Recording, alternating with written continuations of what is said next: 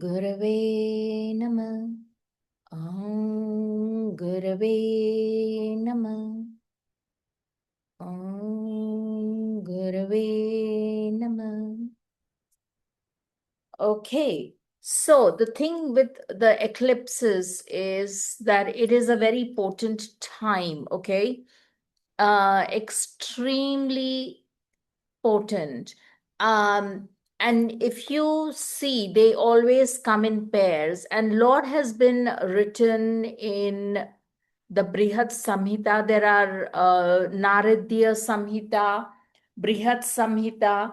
These are some of the texts that have, like, specifics about various results of the eclipses, okay? But I have not had time because my website is in work in progress, so I haven't really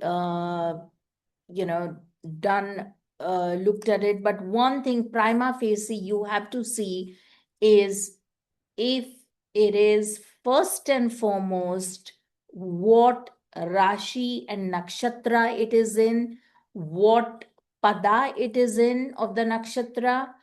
And the third thing is it is from your, in your all the Rashi chart, where exactly is it falling in? Is it obviously the most obvious is Surya, because it's a solar eclipse, okay? There's even a significance about eclipses. If they occur in the same month, then the relationships undergo suffering. But then in this particular case, the Shravana Masa, the month of Shravana, the lunar month of Shravana begins after Amavasya tonight, right? After Amavasya, it may have already started. No, it's still Amavasya. Yeah, it's still Amavasya. It begins, I think, late in the night. Um, so after the Amavasya, as you can see here, if anyone can see, all of you, the lunar month. Hang on, let me get the pen out. Okay. If you can see here, the lunar month, it's Ashadha right now, okay? So it will switch to Shravana right after this, okay? When the sun and the moon, it becomes Pratipada. Right now it's Amavasya, as you can see here, Amavasya, okay? Very potent time. It's Naga and it's Kim's is the Karana is Naga. Okay. I think it's probably Kimstumna going on as well. The Karana is Kimstugna. I don't know. I'll have to check right now. But the basically 2-3 things you have to really take care about the lunar month. So obviously in this instance, 2 weeks later, we will have the lunar eclipse, and this is a solar eclipse, and it is in Ashlesha, third pada, at, you can see the degrees here, 25 degrees, 47 minutes. And you can see all the grahas conjoining. Look at the grahas conjoining, Mercury and Jupiter, okay? Now, typically, Jupiter here is exalted. Jupiter, Mercury in Cancer is very good for business. It is a very potent time. But of course, it is eclipsed. If you have Sun in exactly, now we begin with exact. First, we begin with Surya because it's ultimately a solar eclipse. If you have solar eclipse, and if it is falling in on your Surya, it will have a huge impact in relationships, in your work, depending on whether it is after the degrees are before or after, we have to figure out. Okay. But it will have a huge impact on relationships. People either commit or they leave a relationship. Either they let go of certain way of working, because Surya is all about resources. It's all about work as well. So either you leave or you continue. Okay. Now, those are some of the things you need to really look at closely for yourselves, for your family, friends, clients, whoever asks you, whom you think you can impart some kind of contributory wisdom to them. Now, you also have to check in the which ayana it is in. We are in Dakshina ayana, so the southern southward march. So in typically by as per Bṛhat-saṃhitā, the Vaishyas, the merchant class, business classes, and the Shudra, that is the working class people, the service people, will take a back seat because those kind of people will suffer. Okay. So it's just, we always have eclipses twice a year. So obviously, at some point in a few months, the Brahmins or the teachers, or because it happens in Uttarayana, then the Brahmins and all will suffer. So this is kind of standard. So don't get daunted by it, but you've got to know it. Okay, you've got to know which, typically roughly what time of the year will impact whom on a broader scale, and then you can narrow it down. The other thing is the trines to Ashlesha. Okay, what are the trines to Ashlesha? Come on, guys. Jyeshta Okay. and Revati. Huh? Jyeshta, Revati, Mercury ruled. Yes. So Jyeshta and Revati. And right now we have Shani. I believe Shani is in, one sec, let me check. Yes, Shani, I just wanted to focus you guys here. Shani is in Revati. Revati, yes. Yeah. So it will have a huge impact. So people with from Ashlesha, Revati is the nine. It's the Adhana. It's the 19th. Sorry, not Adhana. It's the 19th nakshatra, right? So it's karma. It is Adhana, right? So it's basically in a very powerful position, that Shani. So if it is that Shani is impacting, if you have planets in the Revati, it will have an impact on you. Okay. So that's one thing established. Jyeshta as well, it will have, Jyeshta is Mercury, Revati is Mercury, and Jupiter is also exalted. Is it in Revati, right? Sorry, is it in Ashlesha, Jupiter? No, it's in Pushya. Mercury is in Pushya. Again, the ruler of that is Bṛhaspati, the deity for that.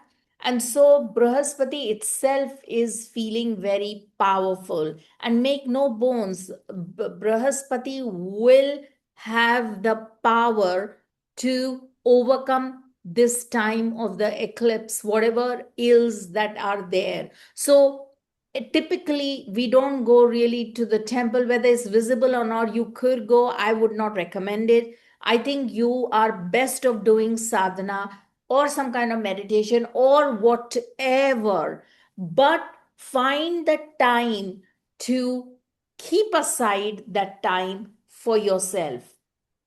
I would really recommend it. And the reason for not having any food, and especially the leftovers, let's say you have prepared something now, you've had breakfast, then over that eclipse time for 3 to 4 hours, refrain from water, refrain from, if you can. And I'm not saying that you must, I'm just recommending, okay? And why am I saying that? Because it is the energy of the eclipse is very impure. Both the sun and the moon are eclipsed, and that creates a lot of shautya. It creates a lot of uh, negative energy and a lot of dirt, because the sun is hidden. It's not as bright and anyway, Amavasya's moon in Amavasya is the moon is in a really weak state. So you don't want to make things worse by consuming like all kinds of foods, and you don't want to disturb the already disturbed equilibrium in the cosmos. So that is the reason why we refrain from eating all that. And the other reason also is this is a very powerful time when the gates open up, the whatever, the spiritual portals, whatever you can call, because the devas will listen. And if you are busy scoffing like tea and coffee and cakes, and it's not, the energy on an energetic level, it is not conducive. So that's another reason, because if you want to get the full advantage of what the cosmos is here to offer you, then it's like what eclipses, like you get 4 eclipses a year roughly, and some of them are of varying kinds. They will trigger something 100%. I've already had, like, in the astrological community, in the Western astrological community, there was already a bust up there, with one of the guys, astrologers, being told not to come to the one of the biggest conferences, Western astrology conferences, which happens once in every 6 to 8 years. I attended the one in 2018, and now I'm attending this time in 2026, and it's been such a long gap. So loads of people come through the door, so it's quite prestigious. It's very well organized. And to be asked, especially a elderly 77-year-old astrologer, to be asked not to come, it's really shocking. Okay, so essentially what I'm trying to tell you, never mind the politics of it, because that everything, this eclipse will have an impact across the board. It's because of this reason you need to avail the healing properties of what it has to offer, and especially in this eclipse, because Ashlesha has a lot to do with our lineages, our the poison, the snakes. Ketu is part of this eclipse. It is in Magha. Okay, so that is just a secondary reason, because Magha rules the Pitris, which is our lineages and our ancestral karmas, our baggage which is coming through. So we've got to be able to, those energies that we are coming in, we can access them and alter some of the negativity within the lineages, within the Kula Devta. We can even have the fortune of accessing our Kula Devta, blessings of the Kula Devta. For those of you who don't know, every Kula Devta is about, someone who looks after your clan, your great grandfather, great grandmother, the father, and all the lineage. So and it'll have a deity, it will have someone or the other, even if it is a Muslim, it doesn't matter, but it will have some kind of a protective deity overlooking it. So if you pray for accessing this kind of energy, who is looking after your family lineage, you will be able to access it today. That is the power of the eclipse, because the gates are opened up. It's like Rahu. If you look at in the Samudra Manthan, Rahu wanted to barge in and eat up, have the nectar of immortality, which is nothing but the nectar of immortality, is referring to the nectar which came out from the bottom of the ocean, is all about the knowledge the power that comes with all the knowledge. So Rahu wanted all that. What is Rahu? Rahu is all within us. Rahu is our material benefits that we can have, our well-being in terms of material achievements, and foreign things, all things which are malicha, that is like outside our borders, outside our country. And you are like, a lot of you are outside the country's borders. I myself have been living abroad for like decades and decades. So that is the whole idea behind the power to avail over the eclipses, including solar and lunar. And the same thing applies for solar and lunar, except we worship slightly differently. Because with solar, because we are talking about the sun, we are talking about it is about Surya, it is about knowledge, it is about Shiva. We are talking about the key worship from our tradition would be Dakshinamurti. Now, if you have been initiated into by a guru in some mantra or the other, by all means, do not even hesitate to say, oh, how shall I do that or that? No, you continue with whatever you have been initiated in. But bear in mind, even Dakshinamurti mantra will be a very powerful one, which I will give at the end of this. It's in the slide, and you can just take a picture and do it. So, and that is one thing. Okay, so those are the import for it. But some things we need to understand is that this is for the chart UK. Obviously, I don't want to go too much into it. As you can see here, this is for the UK. This chart, uh, this chart is for India. Okay, so it will vary. You can do similarly, Shabnam, with your Turkey, or Bulgaria or Italy or Spain or South Africa, wherever you are, the Netherlands, wherever you are, you can actually pick up the UTC time and just cast a chart to figure out how that country is going to be impacted. Now, this is for India. This has a very different look. Okay, Shani is rising, and Pisces, Shani in Revati in Pisces is rising. Okay, this is a very powerful chart. And why am I saying that? Because typically Shani in Sagittarius, as per Varāhamihira, Shani in Pisces, Shani in Sagittarius, if it is in Lagna, it is a Raj Yoga. Okay, it is a very powerful yoga. Yes, you will say that, oh, Sonal, it's in MKS. Well, what do you mean? Sure, but it is still a very powerful yoga. Okay, because in Shani in Jupiter's sign is fantastic.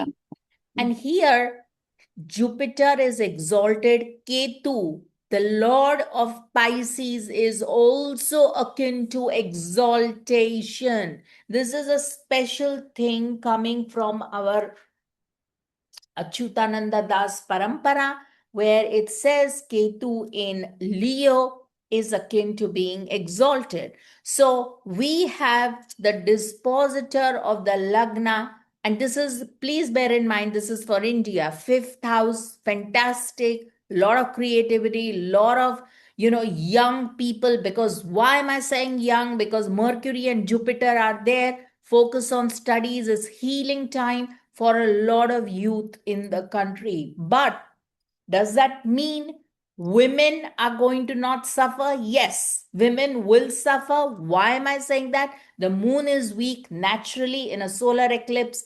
Moon, it's Amavasya Yoga. Moon is lost its strength. It's not Purnima, which is a lunar eclipse. It's moon. Okay. The other thing is, moon and the other significators of the feminine, the Jala Tattva, is Venus. Okay, Venus is in its debilitation, and it is in a very not a great yoga at all. It is afflicted by Mangal, it is afflicted by Shani, so it is in a pretty precarious state. Okay, you have to understand that. That shows that those women, at least I'm talking of India, will suffer. Relationships will suffer because we are talking of the seventh house, and all of that will be in a problem, you know. But like I said, I'm not going to I will need a lot of time for analyzing this chart, but I'm just giving you some salient features. Mars in the fourth house, already we are seeing in our country, that is in India, we are seeing the E20 debacle. If for those of you who don't know, I'm not going to repeat, but E20 is the fuel problem we have in the vehicles. Mangal rules fuel. Venus is, sorry, I beg your pardon. Shani rules oil and fuel, oil things. Mangal rules vehicles. Fourth house is vehicles. Venus is vehicles, luxury vehicles, high-end vehicles, foreign vehicles, Mercedes and all the fancy Audis and all that. All that is a problem if you're going to put E20 fuel in them. Okay, or they may even, because it's sugarcane mixed with fuel to lower the cost, but the fuel costs haven't come down. Anyway, I'm just giving you a brief analysis of the problems in with this eclipse which will be triggered. So this May matter. I Yes. heard about, the students Yes. in India, what's going on. Here we have a Papa Kartari on the fifth house, Pichashi Yog with Mars and Ketu. Can it be related to what's going on Of currently course. in India? Yes. Spot on, Isabel. Spot on. So yes, you Okay. got it. So like I said, I'm not going to sit here analyzing the each and every house and chart, but I want, because I want to quickly move over to UK and tell you the remedies, which is why which is why this class is, but I've got sidetracked with Ashlesha and all that. So essentially, yes, indeed, good, great point. Yes, Papa Kartari, like a really tough one. Okay, so the fifth house also rules what? You have to then find the karaka of the fifth house. Surya, Jupiter, exalted Jupiter. See, the Karka Rashi is all about healing. You have to understand this. Karka Rashi, there are 2 3 Rashis which are have the natural, they proceed over any kind of healing. They proceed over Jala Tattva. Cancer, Pisces. Okay, we have now Shani in Pisces with Cancer now afflictions. We have Shani in Revati, which is the last leg, and with Rahu aspecting Shani by Graha Drishti. Of course, it's going to be chaos. It is like, yes, young people, Mercury, it's a mess. But we do have a Jupiter which is exalted. So and as per Jupiter is still Bṛhat-saṃhitā, if Jupiter, a beneficent graha, should also see the eclipse disk, which it is, the evils described will vanish. In just the same way as the flame of fire dies out when water is poured over it. That is the power of Jupiter over this whole eclipse scenario. These are not my words, they are Bṛhat-saṃhitā. Okay, Bṛhat-saṃhitā. So but with Mercury, it is a different flavor altogether. Okay, with Mercury, if you should see the eclipse disk, honey and oil will become scarce and princes will suffer. Okay. Now we are already seeing that few weeks ago, the princess in Thailand were having a little bit, she passed away and all that. And I'm not saying that, hey, that's the eclipse, but eclipses, there are windows. Eclipses are valid for at least 2 to 3 months on either side. Okay. You have to understand the effects of eclipse. The triggers lie on both sides, before the eclipse and after the eclipse. So she passed away. So we are talking of princess and princesses, because it is also Mercury is the overall karaka of the royal prince and princesses. Okay, so that also will have a role to play in this. But hopefully this, because Jupiter is exalted and it is the Karka Rashi, which is the fantastic benefit for any kind of healing, I am just being very hopeful and optimistic. Okay, but then what do I know? I'm an Indian, so anyway, I'm just joking. But Sonal, yes, yes, Jupiter is still Ashtangata, is still yes, combat. of course, it is. It is. There is no doubt about that. And that is also, but it is in a different nakshatra. It's in Pushya. And Yeah. Jupiter in Pushya is very And powerful. it's the Abhishek nakshatra from the eclipse. So it's a good. Yeah, absolutely. So indeed, and Surya is and why when Mercury is involved in this, why honey and oil? Because Amavasya is kind of, the ruler of Amavasya is Rahu, which can rule like various kind of things coming from ground, and it has like a shani flavor to it. And honey, because one of the significations of Surya is one of the significations for honey. In fact, if you want to strengthen Surya, honey is one of the key methods that we use for strengthening of Surya. Okay, so now moving forward, okay, so we already know that in this country, women are going to suffer, and students, and there's going to be issues with vehicles and fuel, and all kinds of stuff is going to happen. Also, in this is the UK. Now this is again the same thing. Unhappy people. The government is going to. I don't want to comment again too much political thing, because it's a waste of time, and our focus is. But the government clearly looks it's going to be a little bit of a tough situation. The 10th Lord in the 8th house. So, yes, the resources are at a problem. There is a sense of violence coming through as well, because Mangal is in the seventh, in and it is in a trines to Rahu, which makes me think, hey, what's going on? All that fire is going to be like it's like a fan, it's like a fanned, because what is Rahu? Rahu is nothing but a very strong, what tattva is it? It is like Vayu, highest Vayu Tattva, right? So the all the fanning of it will go on, and the violence and the fire is going to increase. So, and I'm not even putting out the heat out there, which could well be generated, in terms of the climate. It could well be generated, chemtrails and all sorts of stuff.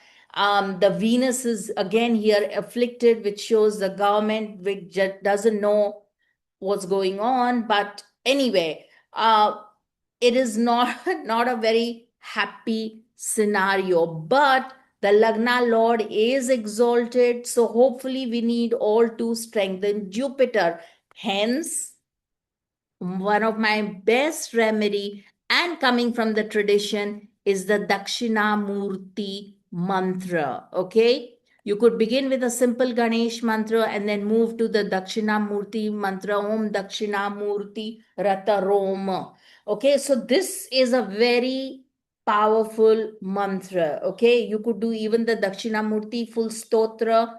If you want, I can put that in the Telegram chat and things like that. Now, this is for the Baglamukhi if you want to go for this, but I think this is more applicable for the lunar eclipse, which is 2 weeks down the line. This is one of our favorite mantras for the lunar eclipse. Om Shraum Namo Bhagavate Nrsimhai. Okay, so now